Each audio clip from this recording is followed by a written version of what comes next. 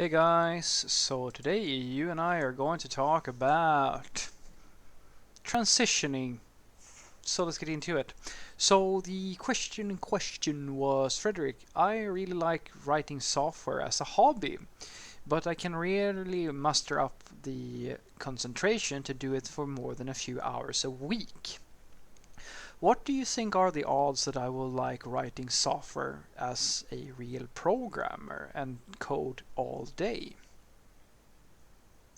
Well, that's going to be really hard to answer because I don't really know what is the reason behind your lack of focus. Because the thing is, uh, I like to say that what motivates somebody is one of the major factors that determines how focused they can be or how dedicated they can be to something. If I just take myself as an example, I love programming. I really do, and I can code for hours and hours and hours, and I can completely forget about time if I'm engaged in the problem that I'm dealing with. But not every problem is going to feel engaging, even if it is a coding problem. One thing that I know about myself is that I lose interest really quickly if I'm dealing with something that I feel is unworthy of my time or something that is like fake. So when I do, or rather, when I was in school, I really felt that most of the problems that we were solving, like they were these basic applications, were these toys. They didn't really do this. They didn't measure up to a real application. And so these exercises, they were really unfulfilling. Like I did it because I was still learning, and I really pushed it.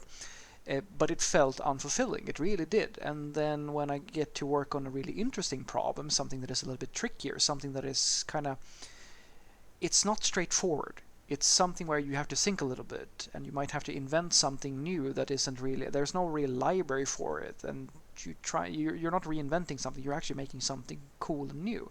Well, then I can lose track of time completely and be really, really, really focused.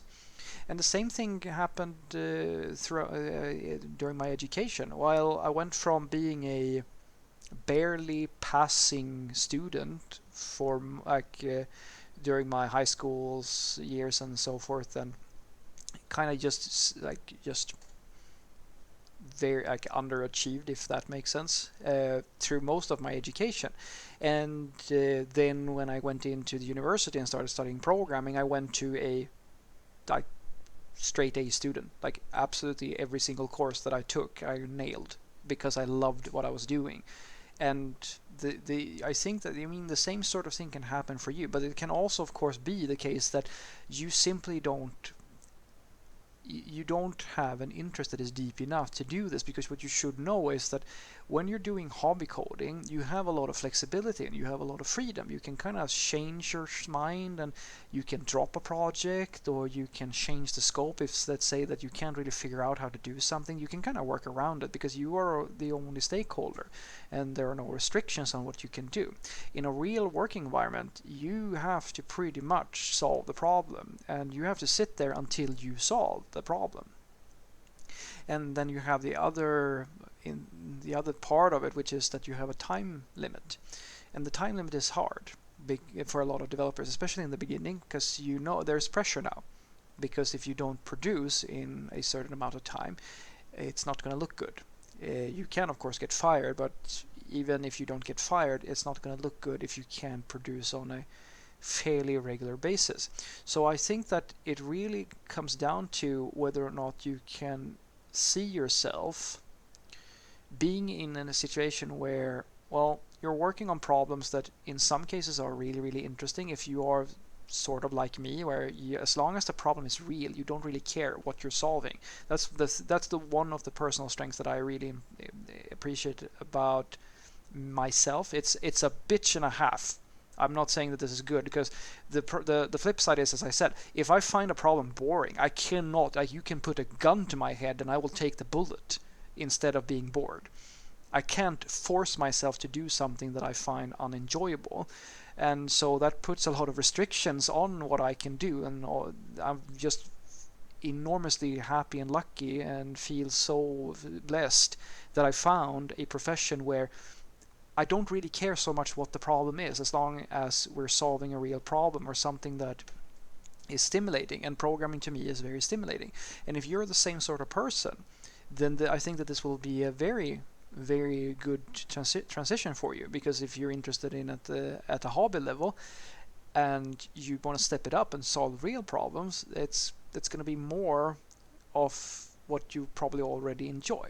But as I said, if you are on the other hand are the sort of person who just kind of enjoys doing some coding, and you get tired and bored of the process of coding, it's not about that you lose interest in one project and you start on the next one. It's just that you want to do it a little bit, but then it's more fun to watch TV instead because coding isn't all that fun. Then no, don't do this. It's probably not for you. So what I want you to take away from this is that if you are coding at a hobby level and you want to try it out as a real software developer, I think that you should give it a go. You should know that the step up can be fairly sharp, because if you're just coding for a few hours every week, that's not nearly enough unless you're very gifted to get a junior software developer's job. Usually you have to be at a semi-professional level before people will take a chance on you.